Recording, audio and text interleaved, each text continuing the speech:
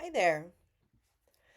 Moving on to our next module, we will now read a text from a female author from the medieval period in the country of France. Christine de Pisan wrote her allegorical text, The Book of the City of Ladies, as a way to shed light on how women had been misrepresented by her contemporary male authors. In her book, De Pizan shows us various examples of admirable women from history and literature, all of which contradict the negative stereotype she is speaking up against. The beginning of De Pizan's account is written in the first person. She tells us how she was in her library choosing a book to read. De Pizan is aware that it may be uncommon for a woman at this time to be such an avid reader. It's also important to remember that books during the Middle Ages in Europe were very expensive compared to today. So, having a library of books at her disposal shows us the extent of her wealth. Now, what she finds in the books she reads, all of which were written by men, is that women are depicted in a very negative light. And she asks herself, why would God make such a terrible creature?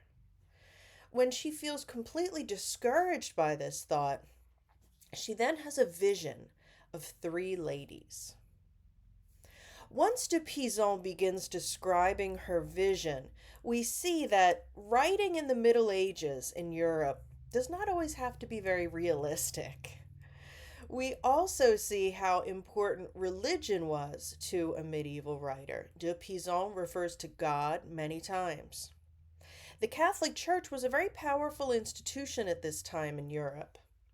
And Christine has a vision of three ladies who claim to be a spiritual or celestial being. One of them represents reason. Now, this is the beginning of her allegory. An allegory is an important mode of writing during the Middle Ages. In an allegory, concrete things are used to represent abstract ideas. So, just as the vision of a lady represents the abstract quality of reason, so does the city of ladies really represent an abstract notion of the city. Lady Reason tells Christine to take her trowel, it's another word for a shovel, and start digging the foundation of the city.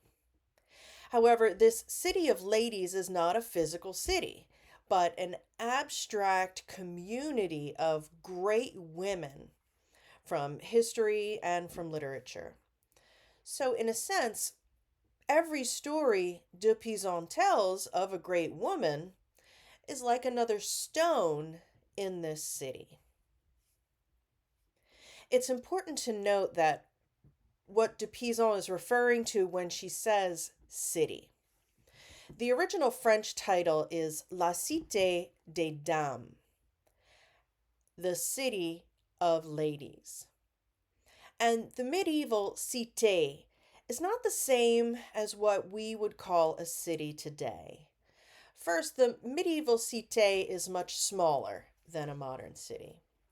It was a place of commerce. It consists of shops of different artisans, markets to buy food, hotels or inns where you could get a meal or a drink or a place to sleep for the night, and of course, a church. Very often, the medieval cité would be centered around a church. And remember, back then there were no cars. The medieval cité would have enough room in the streets for a horse drawn carriage, but the streets were relatively small. What's also very important to remember was that the medieval cité had walls around it. Now, that's so that the farmers and the sellers who enter the cité to sell their goods can be taxed. It's also so that the people inside the cité are protected from criminals and from any possible invasion from the outside. So the cité is a place of exchange, of communication. It is a social center, and it is also a protected space.